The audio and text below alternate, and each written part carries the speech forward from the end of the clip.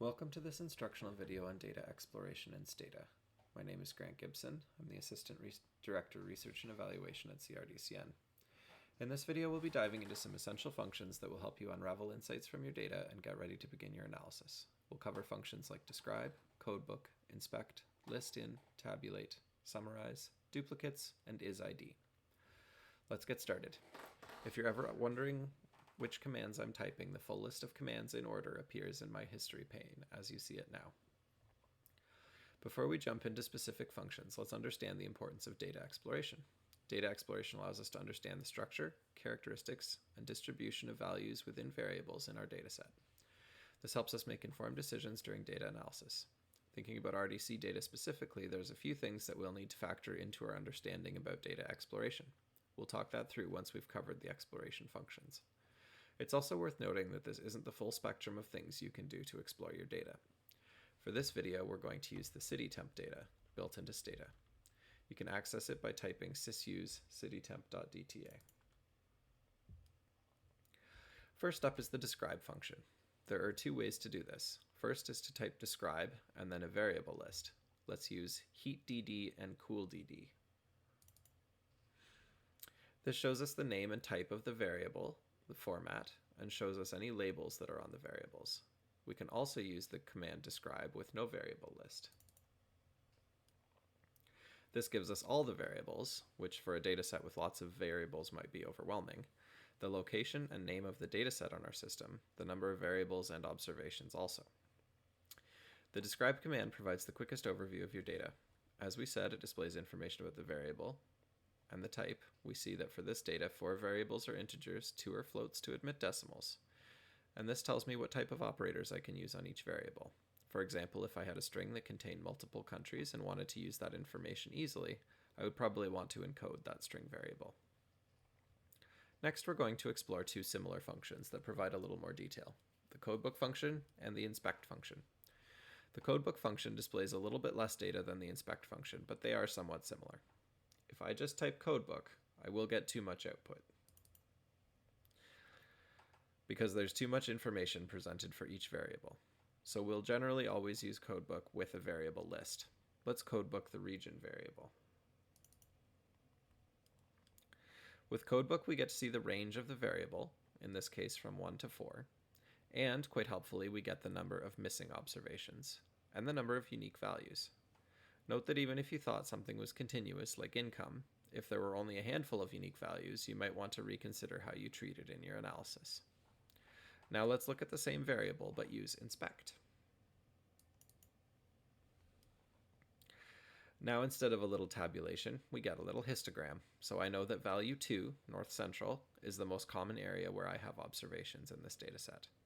I also get a small report on the values of the variables and a report on missingness. I can use the 0, negative, positive report for a lot of items because I know region probably wouldn't sensibly take a negative value even if 0 were a good code for region. I get the same unique value report under the histogram. Let's check now with a continuous variable. Let's use temp July, average July temperature. Codebooking it, we see that because there are so many unique values, we get a percentiles report instead of a tabulation, and mean standard deviation instead of range and unique values. Here I can see that we're probably measuring in Fahrenheit, as we hadn't yet figured that out based on the labels or anything else. Inspecting the variable, I get a nice normal looking distribution of temperature. I also see that 103 out of my 954 observations are integers, about 10%, which is what I'd expect, so I'm not too worried about the data quality here, although I might still want to check the data to see. If I had way more than 10% of my data being an integer, I might suspect that some of it was rounded or collected with less sensitive equipment, which might matter. Now let's quickly look at the string variable with codebook. To do so, I'll add a text variable called country and just give it the value USA for all observations. Now we'll codebook it. We get some sensible information here, including unique values, missings, which are defined as empty cells for string variables, and a quick tabulation, if there aren't too many unique values. Inspect, however, is not useful for text values. It still gives us the integers -0 positive report, although it incorrectly classifies all observations as missing because it's looking for numeric data, and a histogram, none of which of course apply.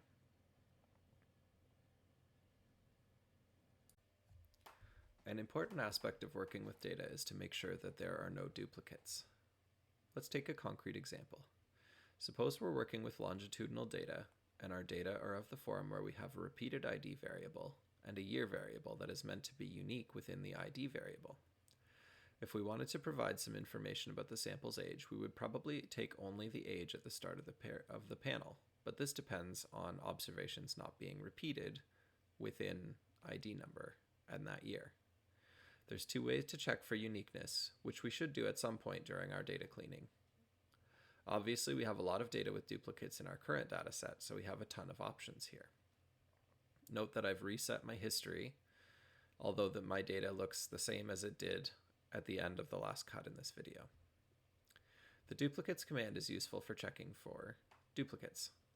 Not surprisingly, start by typing duplicates list division. Obviously, we end up with a large number of observations in the list because essentially every region is represented by more than one observation. The table that gets presented is headed Group, Obs, and Division. Group tells us which group of duplicates we're dealing with, and the bottom of the table taking value 9 tells us that we have 9 values of division which have at least one duplicated value. Note that this isn't the same as saying there are 9 values of division in our dataset, as any division that were not duplicated wouldn't appear in this table or be assigned a group number. Next is the helpful OBS column, which is the observation number. If I need to manually investigate a duplicate observation, OBS tells me in which row to look in my data browser based on the current sort order of the data. Finally, division is the variable that I typed in, and obviously this is just a reflection of what in my data was duplicated. Sometimes you might need a combination of things to understand whether your data is what you think it is, and duplicates list lets you specify a combination of variables. Let's type duplicates list division cooldd. Now we get a way shorter list of observations, though way more unique groupings. We see 162. And we also see in the table that a group of duplicates is now defined in terms of the combination of two variables, division and cooldd. In the example off the top where I discussed working with a panel of multiple years within an individual's ID number, you would try duplicates list ID number year to see if each wave of the survey is present only once per respondent. If you don't put any variables after your duplicates command, Stata will look for observations that are the same for every variable in your dataset. Check the help file for duplicates because there are other operations you can do with the command. I would advise against using duplicates drop unless you fully understand what's going on, or are intending only to drop completely duplicated observations, because the observation that gets dropped is a function of the sort order of the data. To get us ready to learn isID, let's create an ID number variable. Type gen ID no equals _n, which for me is already defined, but if you're working through this, it'll be new for you. This tells Stata to create a variable where the value is the observation number, guaranteeing that there won't be duplicates. This isn't a useful thing to know how to do outside of the context of this demonstration, but if we type duplicates list ID no, we see what happens with a unique value. Now let's learn about isID. This is a very useful thing to have in your toolkit when you're working within a do file. Suppose I'm doing some operation whose accuracy depends on not having any duplicates in terms of a variable or combination of variables. If I use duplicates list to confirm this, I'll have to scroll up to see if my output is usable, and of course I might not be able to get that high in the results window. I can instead use isID right before my command. We know that ID no has no duplicates, so let's try isID ID no. We get no output, which tells us that ID no does uniquely identify observations. If it didn't, say we asked about division, it tells us variable division does not uniquely identify observations. This is good, but more importantly, it's an error, which means that if we had duplicated observations in our data in our do file, The do file would stop running at that point and provide us with the error, preventing us from seeing erroneous output. Another error that can come from isID is if you have missing data. Let's check if cooling degree days is unique. isID coolDD. Now we get variable coolDD should never be missing. For completeness, and because it might matter to you, if you want to know if coolDD is unique but your cool, get it, with it being missing, you can specify MI as an option to tell Stata to ignore missingness in its checks. So now we can tell, even without the missingness, coolDD still isn't unique. Lastly, let's learn list, summarize, and tabulate. And you'll see I've once again cleared my history and restarted. There's lots of ways to check in on our data once it's loaded. The most common thing people might think to do is just look at the data in the Explore window. This gets unhelpful when we have big data sets because there's not really much you can learn from looking at the observations 30 at a time. For categorical data, we want to use list in and tabulate. For continuous data, we use list in and summarize. Starting with region, let's learn list. I can specify a variable list or not because my data don't have many columns. But let's check in on a feature of the data. I noticed while I was playing around that if I do inspect heat DD, I have 7 observations with value 0. Maybe I want to check in on those to make sure they are in regions where that makes some sense. I can do that using list if. I'll type list region division temp jan heat DD if heat DD equals 0. And this just brings up the values of region, division, and January temperature for the 7 observations with 0 heating degree days, all in California essentially, so this passes the smell test. For comparison, I could look at some other values using list in. I'll try the same command, but instead of if, I type in and then 450 to 470 to get 20 other observations. Here I see January temperatures at or below freezing, that heating degree days makes good sense, and the zeros are probably not errors in my data. Now let's try the 2 formulations of tabulate. I can tabulate the region, which gives me similar info to the codebook display in terms of having the number of observations in each region, although in a much smaller and easier to read format. But I can also tabulate 2 variables to make sure there's no mistakes when I know something to be true. For example, census divisions are entirely contained within census regions, so I shouldn't see any more than 1 region per census division. To check this, I could type tab division region. Note that the first variable I type will represent the rows. I confirm that all my divisions are located within a single region. Now let's demonstrate why we don't use summarize with categorical information. Let's just check summarize region. This doesn't give me much information because the actual values of the numbers don't mean anything, so the mean doesn't tell me anything comparatively useful here. Now let's check in on the continuous variable temp July. I had said earlier that I may want to get a sense of whether my temperature data seem to be rounded off. I could do a formal test to see if the decimal digits of the variable were uniformly distributed, but if I'm not needing to satisfy myself to that degree, I can also just look at a handful of observations and gauge for myself if I want to bother. Let's list temp July in 1 to 40. I see only 1 integer value in 40 observations, which is less than I would expect. So from here I could either look at more observations spaced elsewhere in my data to see if something is fishy going on within any specific region, and even then only if it matters. Now with a continuous variable, we won't tabulate the data because there's lots of unique temperatures, almost 200 if you recall. And as you can see, that's not very helpful, except for that any value, I can see the cumulative distribution function, which may be useful to you in another context. Instead, I should use summarize. This provides me with the mean and standard deviation, minimum and maximum of my variable. If I type the option detail, I get even more information about the interquartile range, 90th percentile, 10th percentile, etc. that will help me even better understand my data. If I want to start understanding patterns in my data, I can also summarize subsets of my data. There's two ways to do this. If I want to see only one continuous variable, I can tabulate region, summarize temp July, which gives me the average and standard deviation of the temperature by region.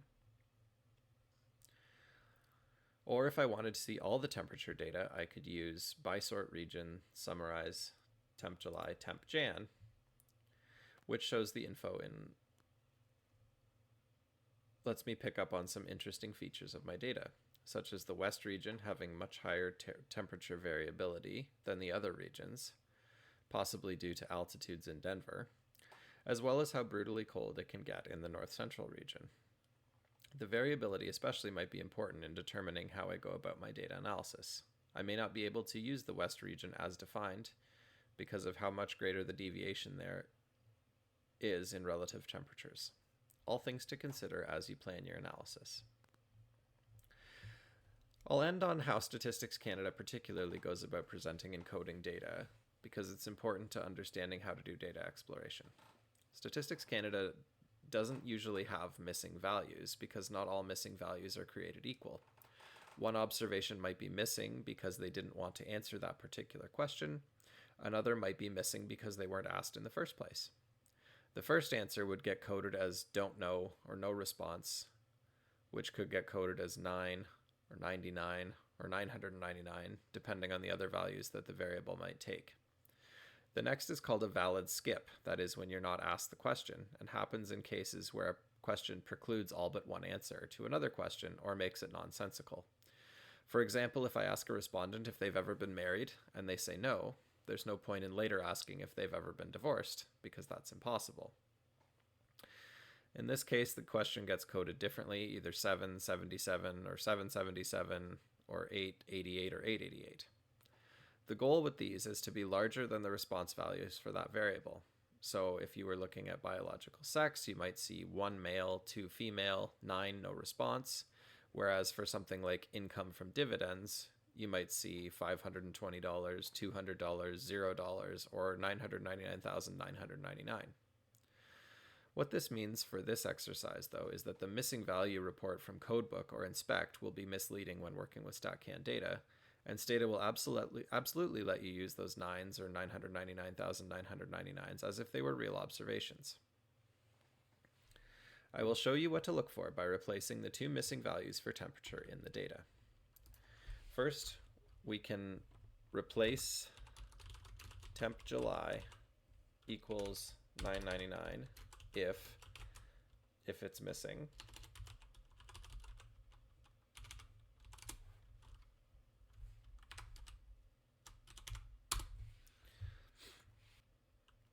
And then do the same thing for temp Jan.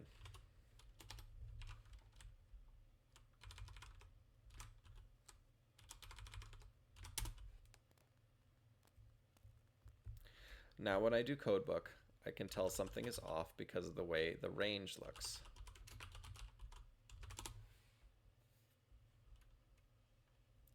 More obvious, though, is the histogram in Inspect.